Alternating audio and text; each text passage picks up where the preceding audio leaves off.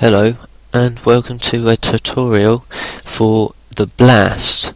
I have no idea why, but some people call it Kamehameha, I think, or whatever. I don't know why it's called that, but anyway. First of all, you need to import your footage. This isn't me in the footage that I've got here. It's my mate, and I've made one before. It wasn't that good, but it was my first try. Here we go. That's my mate. I hope he doesn't mind me using this. What you need to do is first of all get it to where you want it to start. So when he's walking in, and when he walks out, like that. Now, when you want the blast to be full size, here, you need to go to New Solid. Name the solid. Layer, New Solid. Name the solid Blast, and make it white. Just white. And okay, then you see it goes all white. Then hold down this square box thing, go down to ellipsis tool, and then unclick. Now if you see here, you can get a blast, a ball, or whatever you want to call it. If you don't hold down shift, it will squish up. If I hold down shift now, it will make a perfect circle. So I hold down shift, I get it to the right size, let go of them, click on it, drag it over. Now I want that to be in the middle. If you double click on it, double click on this, it will bring up this little cross thing. If you put it right in the middle, it saves really much confusion, because if you do it over here and you move it around and then you resize it like that, it's going to do this. Okay, so if I double click, move it into the middle, into the center, then I try and resize it, it'll resize where you have it, like that. Okay, now what you need to do next is, see on the mask, you need to press P, hold down shift, T, and S. That brings up position, scale, and opacity. Then you have to click these little stopwatches next to each word. Then you will get these diamonds here. That's what you want. Now, if you move to a place where you want it to be disappeared, move it down like that, scale it down, and also turn the opacity down to 0.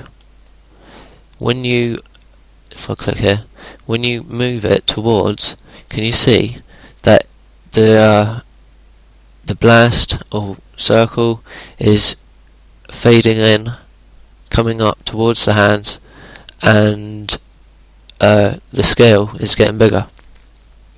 That's good, but as you can see, it should be there. So when you get to this bit where it shouldn't be, you move it. And the same, see? Now it's following the hands where you want it to be. And each time you get to a new frame and the hands have moved, you can just move it over, like that.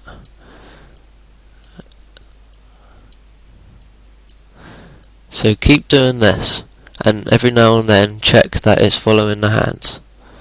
And as it is, I'm not going to be doing it too detailed, but I'll do it enough that you understand what to be doing next. Okay, so now you can see you've got that. It's following the hands. I'm going to be pausing it. Now you know what to do. I'm going to pause it and then come back once I finish this bit. Okay, see you later.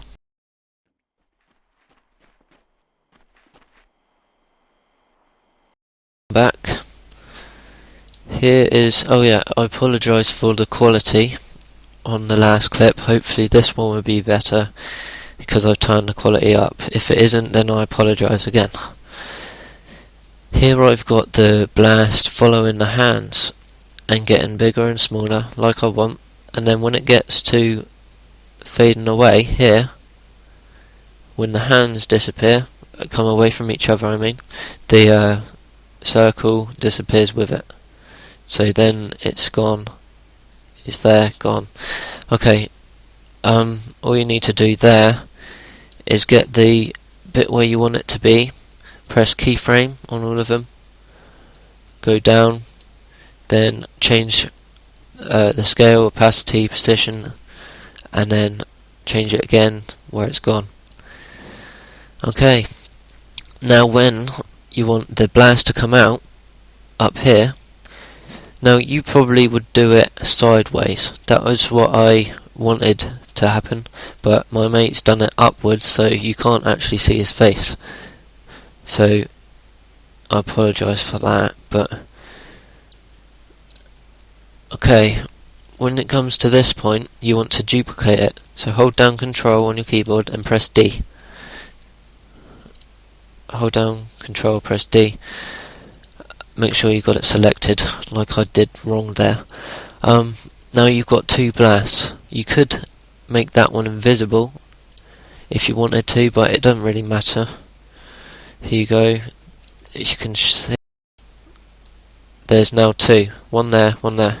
They're both exactly the same up to this point. Now, get the first blast, number one blast. You need to get this little key, this fountain pen, and click either side in the middle of the left, the top and the right. See, I've got one there and one there. Then I can move it like this to whatever shape I want, but the first blast will stay the same.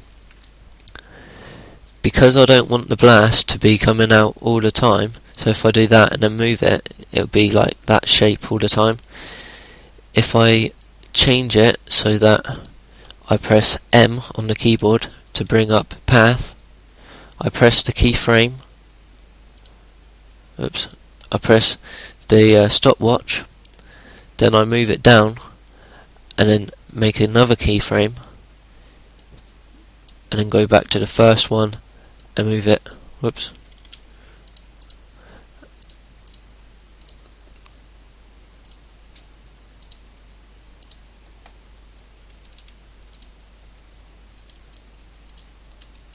go to the first one and move it like that.